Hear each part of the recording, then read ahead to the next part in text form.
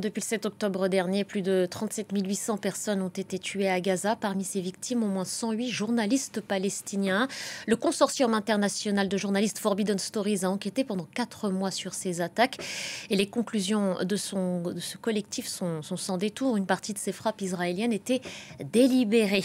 Bonjour à vous, Anthony Bélanger. Vous êtes le secrétaire général de la Fédération internationale des journalistes. Merci de prendre le temps de répondre à nos questions sur France 24. Anthony Bélanger, vous avez pris connaissance de ce projet Gaza. Quelle a été d'abord votre réaction? Eh bien, j'étais au courant puisqu'on a notre syndicat palestinien qui a participé. On a un des auteurs d'ailleurs de l'enquête qui est cité dans ce travail.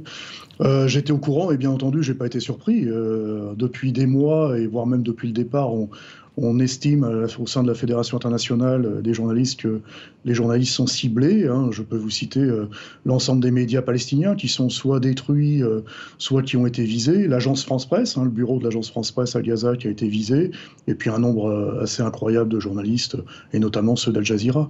Donc non, malheureusement, je suis pas surpris et je suis satisfait au moins qu'une grande chaîne comme la vôtre s'intéresse à ce sujet extrêmement délicat.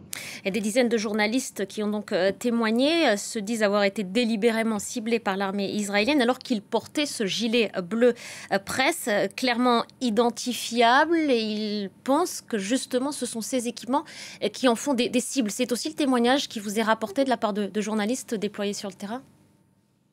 Oui, absolument, vous avez raison. J'étais en Palestine il y a quelques mois. J'étais en Cisjordanie, puisque Gaza, comme vous le savez, on n'a pas accès, puisque Israël refuse aux étrangers d'y aller. Mais c'est ce qu'il me disait quand j'étais à Ramallah. Il me disait, porter ce gilet-là nous porte plutôt malheur et nous porte préjudice, puisqu'on est une cible vivante et une cible mouvante. Donc il y en a même un qui m'a dit, moi maintenant j'arrête. Et donc je lui ai dit non. Je lui ai dit, tu vas enlever éventuellement le petit écusson presse, mais il faut garder absolument cet élément de sécurité. C'est ce qui va encore protéger ta vie pendant encore quelques semaines. Anthony Bélanger, c'est l'armée israélienne qui est clairement mise en cause dans cette enquête. Est-ce qu'on sait si des factions palestiniennes aussi sont accusées de cibler ces journalistes? À ma connaissance, non, je n'ai pas eu ces informations-là. L'armée israélienne, bien entendu, puisqu'il y a plusieurs reprises, en plus, elle s'est excusée de ces déboires. Mais en tout cas, ça fait partie des missions qui sont les miennes, moi, depuis la semaine dernière, parce que notre comité exécutif qui s'est réuni à Londres m'a demandé expressément de me rendre sur place, après l'ordonnance de la Cour de justice internationale qui avait été lancée par l'Afrique du Sud, sous l'égide des Nations Unies, de l'UNESCO et du Conseil des droits de l'homme, et d'aller sur place pour enquêter et précisément pour voir où sont les problèmes et quels sont les confrères et les consoeurs qui ont été ciblés. Donc je suis en train de mettre ça sur pied avec notre fédération arabe, et c'est pour cette raison-là que je suis aujourd'hui d'ailleurs à Bagdad, en Irak. Et justement, on sait que l'armée israélienne interdit l'accès de la bande de Gaza à la presse étrangère. Lorsque vous avez une nouvelle fois tenté d'y accéder, quelle est la réponse officielle qui vous est apportée? Comment cette interdiction elle est justifiée? Leur seule justification, c'est pour protéger les journalistes étrangers. Mais c'est pas une justification. On va en Ukraine, on est allé en Syrie il y a quelques années, on est allé bien entendu en Afghanistan, en Irak. Donc il n'y a pas de justification. Les journalistes professionnels étrangers et surtout les reporters de guerre, et notamment les vôtres, connaissent très bien ces terrains, ils connaissent très bien les protocoles de sécurité. Et cette raison-là, produite par l'armée israélienne, n'a pas de sens. C'est juste pour éviter qu'il y ait des yeux extérieurs, étrangers, qui puissent éventuellement apporter des preuves que l'armée israélienne voudrait cacher. C'est de la censure alors, si je vous comprends bien? Oui, absolument, oui, c'est de la censure, c'est une forme de communication.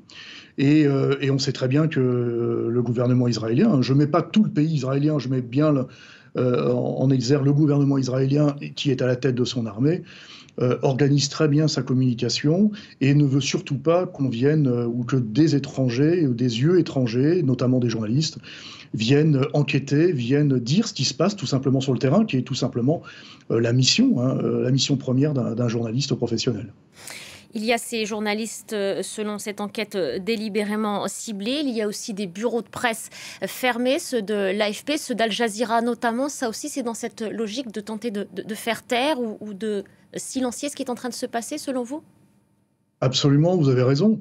Le meilleur moyen de faire taire un journaliste ou de faire taire une rédaction, c'est soit de les menacer, soit c'est de détruire la rédaction pour éviter qu'ils continuent à émettre. Donc le bureau de l'AFP à Gaza il y a quelques mois, c'était clairement dans cette vision-là. Et puis, bien entendu, le bureau d'Al Jazeera en Israël qui a été fermé, c'est aussi dans la même veine. Et c'est une façon comme une autre de dire aux journalistes, maintenant vous arrêtez de faire votre travail, nous on va assurer la communication pour la communauté internationale. Mais au sein de la Fédération internationale, bien entendu, on est absolument contre ce type de méthode et on va se battre, on va tout faire, et notamment via cette nouvelle mission qui m'a été confiée, pour que les journalistes étrangers, mais aussi les journalistes palestiniens, puissent faire leur travail en toute sécurité. Merci beaucoup Anthony Bélanger. Merci d'avoir pris le temps de répondre à nos questions sur France 24.